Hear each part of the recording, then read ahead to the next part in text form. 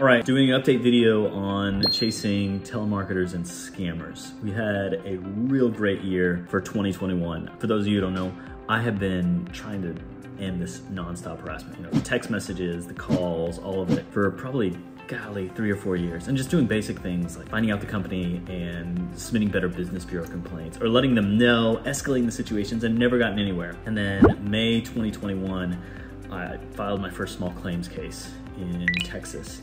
And since then have filed many more and had great success. And so 2021, we ended with multiple companies changing their policies, multiple companies changing who they use to outsource it, and several companies becoming aware when they weren't even aware of what was going on. So my favorite story of 2021 was I sued a well-known company, you guys would have known of it, and I get a call from their general counsel.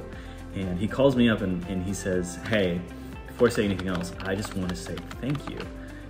I know you're suing us, but we don't want this kind of behavior from our company or associated with our company. And so we see you as actually, even though you're suing us, we see you as doing a service. And we ended up settling that case very amiably, and they ended up changing their practices. In that case, it was a text message. Haven't got another text message advertising their product at all. That is the ideal situation. And I've run into several cases like that. I've run into cases where it's not that friendly. Right now, I'm about to go to court with American Select Partners out of Addison, and they're very much just told them about it and they just hung up the phone. And then when I sued them, they haven't even talked to me. They just went straight to court. And so we actually have our court date next week.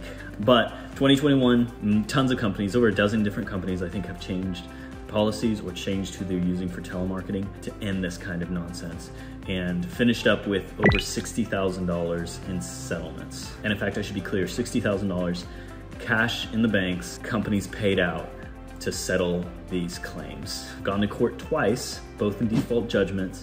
One, the judge completely agreed with my interpretation of the law and said completely right, but because I didn't have a recording of the call, that he didn't feel right giving me a default judgment. And so we lost that one. The other one, same thing, had recordings of the call, and the judge gave us a default judgment against a solar panel company for $4,500.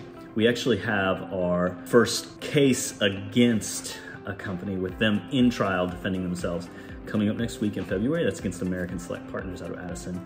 And then we've got several scheduled for at the end of March. And I'm gonna tell you the one that's coming up that I actually am most excited about, because I think it's pretty evidence of heinous activity. And it's a big company, and they should have known. So this is an interesting one. You've all gotten these text messages, right?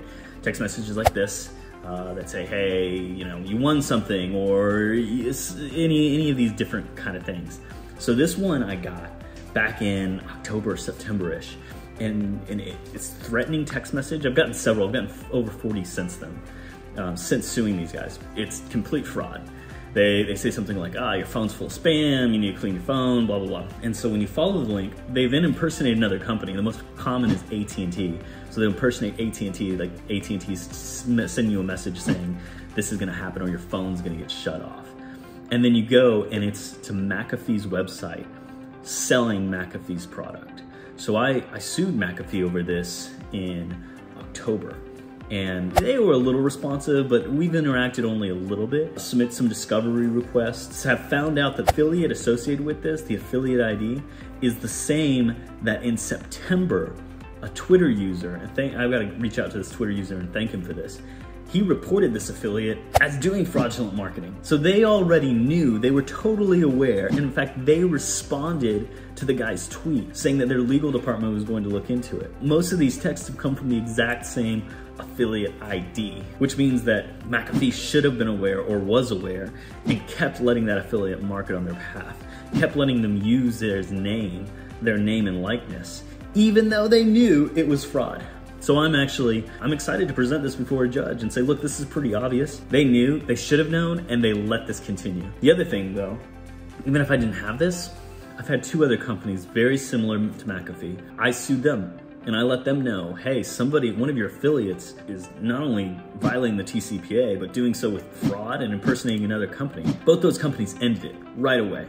Immediately, didn't get any more text messages from those companies. They were able to shut it off. McAfee, it's been over 3 months and I still get text messages advertising McAfee with fraud, impersonations of other companies, threats to shut off my phone, no excuse.